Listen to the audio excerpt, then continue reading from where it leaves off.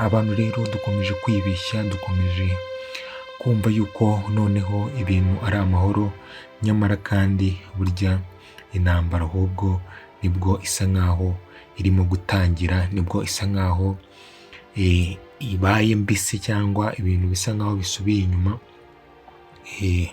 Aho ngaho rero ngo ndimo kwivugira umukobwa witwa Aliya uri mu bantu urimo kugenda abonona gake gake, indyarya imwe ya danje, imwe ya hatari irimo kugenda yinjira mu kwangiza Cedric cyane, kubera nabyita ko bisa nkaho ari ukubera yuko Cedric yeretse Aliya yuko atabasha kongera gusubirana nawe cyangwa atabasha kumukunda, ahubwo yikundira uwitwa Alice ari we yahaye umutima wose.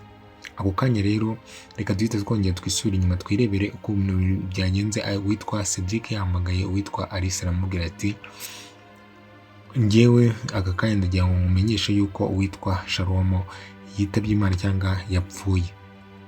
Hano Cedric yabibwiye Alice azi ko Alice ari ibintu biri buze guhita bimushimisha nk'uko nawe yabyishimiye, kuko nk'uko natwe twabyishimiye ku rundi ruhande, ariko Alice hano ntabwo ari kubyishimira, kubera yuko nubwo Shalomo yaba yarakoze ibibi bya danje, mwibuke ko Shalomo ari n'umwana wakuranye na Alice, cyangwa imiryango yabo nyine ari ukuntu baziranye cyane, bityo uwitwa Alice ntabwo ari kumva yuko Shalomo yagakwiye kuba apfa. Ariyo mpamvu Alice mwabonye bisi ubona atabashije kubyakira, atabashije kumva nimba Shalomo yagakwiye kuba apfa, ahubwo yumvaga yagakwiye kuba afungwa akaryozwa ibyo yaba yarakoze. Ariko kandi buriya urupfu rurihutisha, ariko iyo umuntu abanje akagenda akarya n'ubwo buroko aba ari sawa cyane. Bivuga yuko nibyo Alice rero yararimo kuba, niyo mpamvu nyine ntabwo ari kwishima. Witwa Cedric yamubwira ati se ko numva urimo gupanika byatari, ati nze kukureba. Undi aramubwira ati rero ntabwo waza kundeba kuko na papa arimo kubaza Cedric uwo ari we gutya na gutya. Ati rero iki gihe ntabwo ari igihe cyiza cyo kuba waza kundeba, ahubwo reka njyewe nze kukureba. Ako kanya rero witwa Gihozo yahise aza kureba witwa Dani musaza we, aramubwira ati Dani bimeze bite gutya na gutya, banza baganira. Yanje aramubwira ati rero ati papa amaze iminsi ambaza ibintu bya Cedric ibiki n'ibiki. Uwitwa rero Dani impamvu ubona ashihura uwitwa Gihozo nuko Gihozo, murabona Dani yarimo kuganira na papa we agashaka kumuneka cyangwa agashaka kumukuramo amakuru, arayamwima kandi akayamwima mu buryo burimo ubwenge. Rero hano uwitwa Gihozo nta muntu n'umwe umwizeye, baba bazi yuko ari biri hanze, nyine ayo makuru rwose ari bubashe guhita yatanga. Niyo mpamvu ubona amubwira ati ibyo bintu se birakureba, ababikubwirira iki cyangwa ababikohereza iki, ibyo bintu ntabwo bikureba.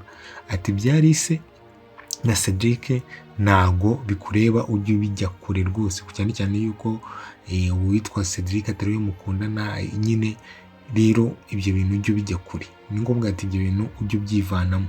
Undi aramubwira ati ariko papa nyine aba yamatirije. Undi aramubwira ati rero ujye umubwira yuko utabizi, muri make nyine ya magambo ugira yawe ujye ugerageza nyine ushake ahantu ugarukira, cyangwa wirinde kuvugana na papa cyane, kugira ngo hato utaza gusanga wavuze ibintu utari ukwiye kuvuga. Aho ngaho rero twavuye turangije twizera Alice yahise ajya kureba rero witwa Cedric. Rwose Cedric arimo kwisekera cyane, arimo kumubwira ati ariko ubwo Shalomo apfuye gute? Undi aramubwira ati iriya nkozi y'ibibi nyine yagombaga gupfa. Uwitwa Alice aramubwira ati ariko se ko mbona wishimye? Undi aramubwira ati yego ngomba kwishima. Atari kuyoboka aka kanya ibintu witwa Shalomo yadukoreye, tuyoboka aka kanya ibintu Shalomo yadukoreye. Aka kanya uyoboye ko mushiki wanjye amaze iminsi apfuye bitewe n'iriya mbobo ngo ni Shalomo. Ibyo byose urabiyobewe ku cyumba yuko nyine nagakwiye kuba nishima rwose. Ibyo ngibyo kuba hari ikibazo ahuye nacyo nta kintu bimbwiye. Hano rero witwa Cedric akaba atafite amakuru ahagije, nta makuru afite rwose ahagije, kuko aka kanya arimo kwishima, ariko uwitwa Alia byose ari we ubiri inyuma. Aka kanya bisa nkaho umurambo wa Sharon barimo kuwushinyagurira pe, kuko apfuye barimo gutekereza ko ari we wishe Kami, ariko nyamara ntago ari we. Rero wabonaga uwitwa Alice we atarimo kubyakira, atakiriye yuko uwitwa Sharon yagakwiye kuba apfa. Yavugaga ati yagakwiye kuba ajya muri gereza bakamufunga, agahanwa nyine, agahanwa. Undi ako kanya twaje kubona uwitwa Trisha, nawe mwibuke ko yari amaze iminsi aterwa ubwoba n'uwitwa Sharon. Ese yahamagarira Lucky kugira ngo amubaze amakuru neza, aramubaza ati ese Lucky wambwira neza koko nimba Sharon yapfuye? Ndamubwira ati se uwitwa Cedric ntabwo yababwiye? Ndamubwira ati ngiye nkeneye yuko ubimbwira neza. Ati Sharon, ndamubwira ati rero Sharon yapfuye, ati aka kanya yapfuye. Rero uwitwa Trisha nawe arishima, aravuga ati impamvu nakubazaga cyane nuko Sharon amaze iminsi antera ubwoba, yaranteye ubwoba no kuri famiye yanjye. Ati rero urumva nashaka kumenya mu makuru, kandi urakoze cyane. Trisha nyine nawe wabonaga nyine yishimye cyane, yishimye, ariko nyamara bose barishimye kandi ntibazi yuko ibyago birimo kubazira, ibyago birimo kugenda bibazira. Ako kanya twese tubona rero nyirabayazana witwa Alia yari arimo, byasaga nkaho nikiza ko arimo kuvugana na Alice. Alice amuhamagaye arimo kumubwira ati ubu ngubu uwateshaga umutwe Cedric yapfuye, witwa Sharon. Kandi ntabwo bazi neza yuko Sharon kugira ngo ashiremo umwuka n'ubundi ni Alia wabigizemo uruhare, kugira ngo hato Sharon atazaza agahakana yuko ari we wishe Kami. Kubihakana bikaba byangombwa yuko bari bujye gukora irindi perereza, bakazagwa kuwishe Kami ari we Alia. Ari we Alia. Kandi baka kanya nimba uwishe Kami barimo kuvuga ko ari Sharon, kandi Sharon akaba yapfuye, ako kanya ikirego bahita bagifunga, bahita banarekera gukomeza baperereza, kuko babumva yuko barangije umwicanyi. Ari byo bituma burya hari abantu runaka barengana, kandi ba nyirabayazana bari hanze. Hano uwitwa Alia rero niwe uri hanze.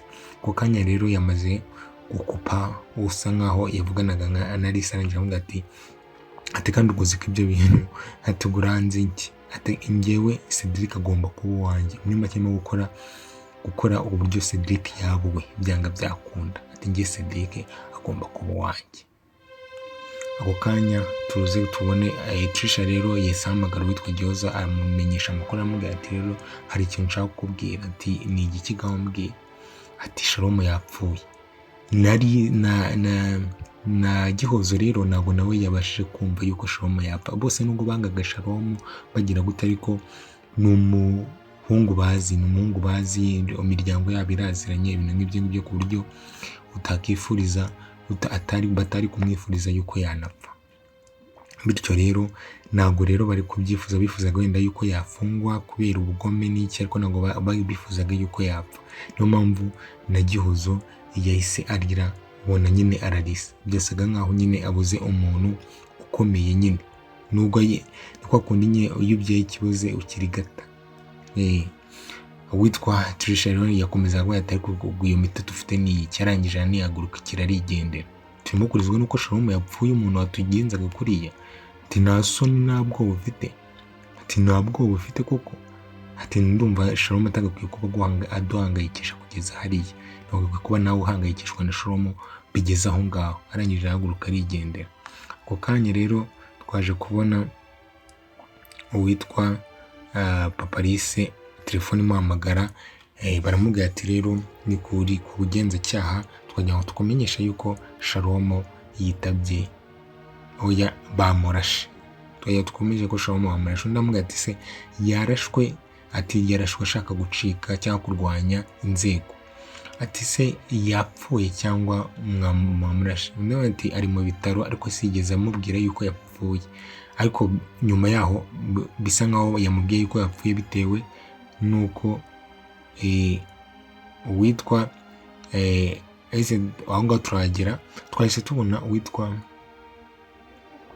uwitwa Cedric aryamye. Cedric kuryama